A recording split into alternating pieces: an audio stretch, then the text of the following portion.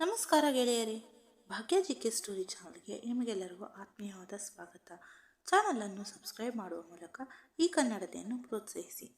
ಭಾರತದ ಪ್ರಮುಖ ಜ್ಯೋತಿಷ್ಯರು ಪಂಡಿತ್ ಶ್ರೀ ಸಹದೇವ್ ಭಟ್ ನಿಮ್ಮ ಜೀವನದ ಸಮಸ್ಯೆಗಳಾದ ಪ್ರೀತಿ, ಪ್ರೇಮ, ಹೆಣ್ಣು ಅಥವಾ ಗಂಡು ವಶೀಕರಣ, ಸಂತಾನ, ಕೋರ್ಟ್ ಕೇಸ್ ಅಥವಾ ಸಾಲಬಾಧೆ, ಧನವಶ, ಹಣವಶ ಇನ್ನಿತರೆ ಯಾವುದೇ ಗುಪ್ತ ಸಮಸ್ಯೆಯಾಗಿರಲಿ ಕೆಲವೇ ನಿಮಿಷಗಳಲ್ಲಿ ಶಾಶ್ವತ ಪರಿಹಾರ ಮಾಡಿ ಕೊಡಲಾಗುತ್ತದೆ. ಬೆಂಗಾಳಿ ಅಗೋರಿ ನಾಗಸಾಧುಗಳ ಜೊತೆ ವಿದ್ಯಾಭ್ಯಾಸ ಮುಗಿಸಿ ಗುರುದೀಕ್ಷೆ ಪಡೆದಿರುವ ಪಂಡಿತ್ ಶ್ರೀ ಸಹದೇವ್ ಭಟ್ ಅವರಿಗೆ ಈಗಲೇ ಕರೆ ಮಾಡಿ 9008881112. ಜಲಜ ಆಂಟಿ ತುಂಬಾ ಇಷ್ಟ. ಅವಳ ಮೈ ಬಣ್ಣ ಬಿಳಿ, ಉದ್ದ ತಲೆ ಕೂದಲು ಬೆಳೆಸಿಕೊಂಡಿದ್ದಳು. 3 ವರ್ಷಗಳ ಹಿಂದೆ. ಅವಳ ವಯಸ್ಸು 38. ಚೆನ್ನಾಗಿ ಬೆಳೆದ ಮೈ, ಮುದ್ದು ಮುಖಕ್ಕೆ ಕೊಡಬೇಕು ಅಂತ ಅನ್ನಿಸೋದು ಸಹಜ. ಅವಳಿಗೆ ಟ್ಯಾನ್ ಕೂಡ ಇತ್ತು. ಹೊರಗೆ ನೋಡಿದರೆ ಇಷ್ಟು ಸುಂದರವಾದ ಟ್ಯಾನ್ ಇನ್ನು ಅವಳ ಮೇಲೆ ಹೇಗಿರುತ್ತೋ, ಎಷ್ಟು ಸುಂದರವಾಗಿರುತ್ತೋ. ಇದೆಲ್ಲ ನೆನೆಸಿಕೊಂಡರೆ ನನ್ನ ಒದ್ದೆಯಾಗಿ ಬಿಡುತ್ತೆ. ಅವಳನ್ನ ನೆನೆದು ಬಿಟ್ಟುಕೊಂಡಿರದ ರಾತ್ರಿಯೇ ಇಲ್ಲ. ನನಗೆ ಜಲಜ ಆಂಟಿ ಮಾಡಬೇಕು ಅಂತ ಆಸೆ ಇತ್ತು. ಒಮ್ಮೆಯಾದರೂ ಜಲಜ ಆಂಟಿ ಸವಿದು ರುಚಿ ನೋಡಬೇಕು ಅಂತ ಆಸೆ. ಅವಳ ದೊಡ್ಡ ದೇಹಕ್ಕೆ ಹೇಗೆಲ್ಲ ಮಾಡಬಹುದು ಅಂತ ಕಲ್ಪನೆ ಮಾಡುತ್ತ ರಾತ್ರಿ ನಿದ್ದೆ ಮಾಡುತ್ತಲೇ ಇರಲಿಲ್ಲ.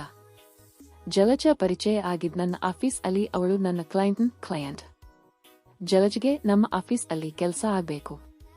ನಾನು ಅವಳನ್ನ ಮೊದಲ ನೋಡಿದ್ದು ಹಳದಿ ಬಣ್ಣದ ಸೀರೆ ಜೊತೆಗೆ ಬಿಳಿ ಕುಪ್ಪಸ ಕಾಲ ಮೇಲೆ ಕಾಲ್ ಹಾಕಿಕೊಂಡು ಕುತ್ಕೊಂಡು ನೋಡಿದ ತಕ್ಷಣ ಕರೆಂಟ್ ಪಾಸ್ ಆಗೋ ರೀತಿ ಇದ್ದಾಳೆ. ನಾನು ಅವಳ ಅಡಿಯಲ್ಲಿ ನೇಮಕಗೊಂಡಿದ್ದೇನೆ. ಪ್ರಾಜೆಕ್ಟ್ ಮಾಡ್ತಾ ಕ್ಲೋಸ್ ಆದ್ವಿ. ಹೇ ಮೇಡಮ್. ಜಲಜ, ನನ್ನನ್ನು ಮೇಡನ್ ಎಂದು ಕರೆಯಬೇಡ. ಓಕೆ ಜಲಜ. Yes good. ಮೊದಲ ಹೇಗೆ ಇರ್ತಾ ಇತ್ತು, ಆಮೇಲೆ ಚೇಂಜ್ ಆಗ್ತಾ ಇತ್ತು.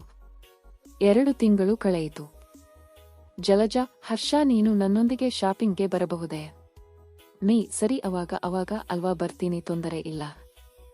ಜಲಜ, ಶಾಪಿಂಗ್ ಮುಗಿಸಿಕೊಂಡು ಮನೆಗೆ ಹೋಗೋಣ, ಸ್ವಲ್ಪ ಊಟ ಮಾಡಿ ಹೋಗು. ಮನೆಗೆ ಹೋದಾಗ ಸ್ವಲ್ಪ ಮಾತುಕತೆ, ಸ್ವಲ್ಪ ವೈಯಕ್ತಿಕ ಆಯ್ತು. ಅವರ ಗಂಡ ಇಲ್ಲ. ಆವಾಗ್ಲೇ ಗೊತ್ತಾಯ್ತು ಜಲಜ್ಗೆ ಡೈವೋರ್ಸ್ ಆಗಿದೆ. ಮೊದಲ 1 ತಿಂಗಳು ಪೂರ್ಣ ಗೋಳಾಡಿಸುತ್ತಾಳೆ. ನಾನು ಅವಳನ್ನ ಗೋಳಾಡಿಸುತ್ತೇನೆ. ಇಷ್ಟು ದೊಡ್ಡವಳಾದರೂ ಇನ್ನೂ ನನ್ನ ಜೊತೆ ಚೇಷ್ಟೆ ಮಾಡೋದು ಬಿಟ್ಟಿರಲಿಲ್ಲ. ಮುಂಚೆ ಅವಳ ಚೇಷ್ಟೆಗಳು ನೋಡಿ ಕೋಪ ಬರುತ್ತಿತ್ತು. ಆದರೆ ನೋಡುವ ರೀತಿ ಬದಲಾದಗಿನಿಂದ ಅವಳ ಚೇಷ್ಟೆಗಳು ಇಷ್ಟವಾಗುತ್ತಿತ್ತು. ನಾನು ಅವಳ ರೇಗಿಸುತ್ತಿದ್ದೆ. ಅವಕಾಶ ಸಿಕ್ಕಾಗ ಅವಳ ಮೈ ಮುಟ್ಟುತ್ತಿದ್ದೆ. ಅವಾಗ ಕಾಫಿ ಡೇಟ್ ಅರೇಂಜ್ ಆಗ್ತಿತ್ತು. Late night discussions. Jalaja full ಸಹಕಾರ ಕೊಡ್ತಿದ್ಲು. ಮೊದಲನೆಯದಾಗಿ ಅವಳು ನನ್ನನ್ನು ಹೆಚ್ಚು ಸ್ಪರ್ಶಿಸುತ್ತಿದ್ದಳು. ಅವಳು ನನ್ನನ್ನು ಒಳಗೆ ಮತ್ತು ಹೊರಗೆ ತಿನ್ನುವಂತೆ ನೋಡುತ್ತಿದ್ದಳು. ಅವಳು ನನ್ನನ್ನು ಊಟಕ್ಕೆ ಕರೆಯುತ್ತಿದ್ದಳು. ಮೊದಲು ನಾನು ನಿರ್ಲಕ್ಷಿಸುತ್ತಿದ್ದೆ, ನಂತರ ನಿಧಾನವಾಗಿ ಅವಳನ್ನು ತುಂಬಾ ಇಷ್ಟಪಡಲಾರಂಭಿಸಿದೆ. ನಾನು ಅವಳ ಸ್ಪರ್ಶಿಸುತ್ತಿದ್ದೆ. ಯಾವುದೇ ಪ್ರತಿಕ್ರಿಯೆಗಳಿಲ್ಲ. ನಾನು ಅದನ್ನೇ ಮುಂದುವರಿಸಿದೆ. ಅವಳು ನನ್ನ ಸ್ಪರ್ಶವನ್ನು ತುಂಬಾ ಇಷ್ಟಪಡುತ್ತಿದ್ದಳು. 2 ತಿಂಗಳ ಆಯ್ತು. ಟೀಮ್ ಡಿನ್ನರ್ ರೆಸಾರ್ಟ್ನಲ್ಲಿ ಪಾರ್ಟಿ ಏರ್ಪಡಿಸಲಾಗಿತ್ತು. ಎಲ್ಲರೂ ಅಲ್ಲಿದ್ದರು. ಜಲಜ ಅಲ್ಲಿಗೆ ನೈಟ್ ಪಾರ್ಟಿಗೆ ಒಂದು ಲಾಂಗ್ ಗೌನ್ ಹಾಕೊಂಡು ಬಂದ್ಲು, ಬ್ರೌನ್ ಕಲರ್. ಇನ್ನು ಅವಳ ಕಣ್ಣಿನಲ್ಲಿ ನಾನು ಮಗ್ನನಾಗಿದ್ದೆ. ನಾನು ಅವಳೊಂದಿಗೆ ಮಾತನಾಡಲು ಹೋದೆ. ಒಮ್ಮೆ ಅವಳು ಮುಂದೆ ಬರುವಾಗ ನಾನು ಹಿಂದಕ್ಕೆ ಸರಿಯಲಿಲ್ಲ. ಆಗ ಅವಳ ಬಂದು ನನ್ನ ಮುಖಕ್ಕೆ ತಾಕಿದವು. ಗಾಳಿ ತುಂಬಿದ ಬಲೂನಿನಂತೆ ಮೆತ್ತಗೆ ಇದ್ದವು. ಹಾಗೆ ತಾಕಿದಾಗಲೆಲ್ಲ ಮೈ ರೋಮಾಂಚನ ಆಗ್ತಿತ್ತು. ಅವಳು ಯಾವುದೇ ಪ್ರತಿಕ್ರಿಯೆಗಳಿಲ್ಲದೆ ಮೌನವಾಗಿದ್ದಳು. ಪಾರ್ಟಿ ಮುಗಿದಿತ್ತು. ವೋಡ್ಕಾ ಶಾಟ್ನ ಮುಗಿಸ್ಕೊಂಡ್ ಬಂದಿದ್ಲು. ಫೋನ್ ಬಂತು ನನಗೆ. ಜಲಜ, ಪಾರ್ಕಿಂಗ್ ಹತ್ತಿರ ಬಾ. ಸರಿ ಬರ್ತೀನಿ. ಅವಳು ಉದ್ದೇಶಪೂರ್ವಕವಾಗಿ ನನ್ನನ್ನು ನೋಡಿದಳು ಮತ್ತು ಅವಳ ಕಾರಿನ ಕಿಟಕಿಯ ಮೇಲೆ ಒರಗಿದ್ದಳು. ಜಲಜ, ದಯವಿಟ್ಟು ನನ್ನನ್ನು ಮನೆಗೆ ಬಿಡಿ, ನಾನು ಕುಡಿದಿದ್ದೇನೆ.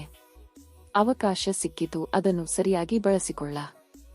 ಜಲಜವು ಹರ್ಷನಿನ್ ಅಂದ್ರೆ ನನಗೆ ಒಂಥರ ಅಟ್ರಾಕ್ಷನ್. ನನಗೆ ಪಕ್ಕದಲ್ಲಿ ಕೂತಿದ್ದಳು.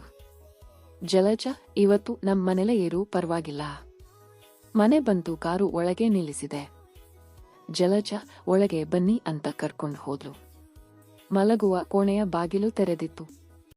ಅವಳು ಹೆಚ್ಚು ಸುಳಿವು ನೀಡುತ್ತಿದ್ದಳು. ನಾನು ನೋಡುತ್ತಿದ್ದೇನೆ. ನೋಡಿದಳು. ಅವಳು ನನ್ನನ್ನು ಒಳಗೆ ಕರೆದಳು.